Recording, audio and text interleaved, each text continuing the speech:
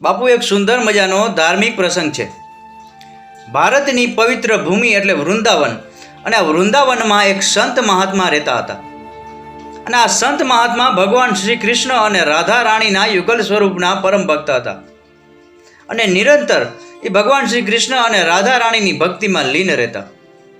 અને એક દિવસની વાત છે, આ સંત મહાત્મા સંધ્યા વંદન કરી અને કુંજવનના માર્ગે જતા હતા, અને અચાનક એક વડલા નીચેથી નીકળે છે, અને એ વડલાની વડવાઈઓમાં એ સંત મહાત્માની જટા ગૂંચવાઈ જાય છે। અને એ સંત મહાત્મા ઘણો બધો પ્રયત્ન કરે છતાં એની જટા એ વડવાઈઓમાંથી નીકળતી નથી, અને જેમ જેમ ગૂંચ કાઢવાનો પ્રયત્ન કરે છે એમને એમ ગૂંચ વધતી જાય છે, અને સંત મહાત્મા આખરે હારી અને નિરાશ થઈ જાય છે, અને ત્યાં જ આસન જમાવી અને બેસી જાય છે, અને કહે છે કે આ ગૂંચ જેણે પણ નાખી છે એ જ આ ગૂંચ કાઢશે। અને સંત મહાત્મા ત્યાં બેસી રહે છે। એક દિવસ, બે દિવસ, ત્રણ દિવસના વાણા વાગ્યા છે, અને સંત મહાત્મા ભૂખા તરસા એક જ જગ્યાએ સતત ભગવાનનું રટણ કરતા કરતા ત્યાં બેસી રહ્યા છે। અને ચોથા દિવસે ભગવાન શ્રી કૃષ્ણ અખિલ બ્રહ્માંડનો માલિક આ સંત મહાત્માની ભક્તિ જોઈ અને ધ્રુજી ઉઠે છે, અને પોતે એક શ્યામ વર્ણની બાળક બની અને ગોવાળનું રૂપ લઈ અને સંત મહાત્મા પાસે આવે છે, અને સંત મહાત્માને કહે છે કે હું તમારી જટાની ગૂંચ કાઢી આપીશ।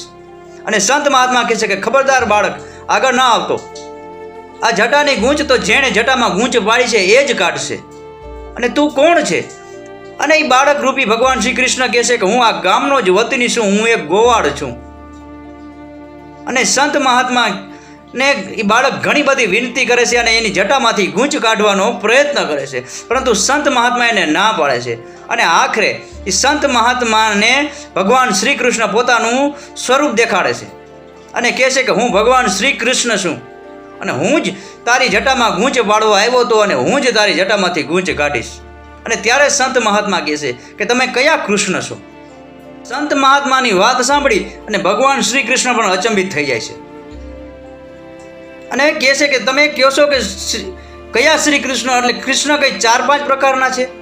એટલે સંત મહાત્મા કહે છે કે હા, એક કૃષ્ણ એટલે દેવકી નંદન કૃષ્ણ, એક કૃષ્ણ એટલે યશોદા નંદન કૃષ્ણ, એક કૃષ્ણ એટલે દ્વારકાધીશ કૃષ્ણ, અને એક કૃષ્ણ એટલે નિત્ય નિકુંજ બિહારી શ્રી કૃષ્ણ।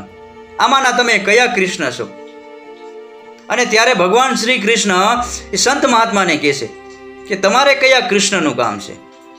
અને સંત મહાત્મા કહે છે કે મારે નિત્ય નિકુંજ બિહારી શ્રી કૃષ્ણનું કામ છે। અને ભગવાન શ્રી કૃષ્ણ એ સંત મહાત્માને ઉત્તર આપે છે કે હું એ જ નિત્ય નિકુંજ બિહારી શ્રી કૃષ્ણ છું, હવે તો મને તમારા જટામાંથી એ ગૂંચ કાઢવા દો। અને સંત મહાત્મા કહે છે કે ના, તમે આગળ ન વધશો, તમે નિત્ય નિકુંજ શ્રી કૃષ્ણ નથી, કારણ કે નિત્ય નિકુંજ શ્રી કૃષ્ણની સાથે હંમેશા ભગવતી શ્રી રાધા રાણી બિરાજમાન હોય છે।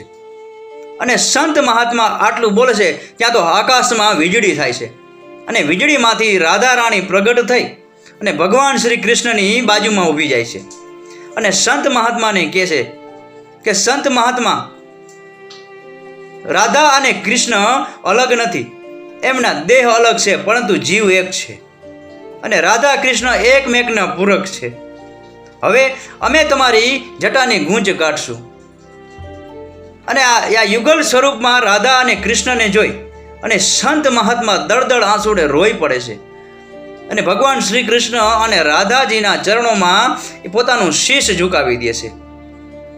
જેવો એ ભગવાન શ્રી કૃષ્ણ અને રાધાજીના ચરણનો સ્પર્શ કરે છે, એવો જ એ સંત મહાત્માનો દેહ શાંત થઈ જાય છે।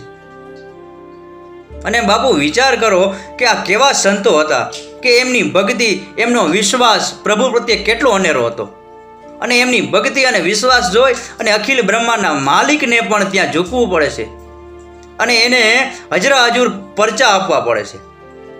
બાપુ આ પ્રસંગ પૂરેપૂરો સાંભળવા બદલ આપનો ખૂબ ખૂબ આભાર। આપનો દિવસ શુભ રહે। મહાદેવ હર।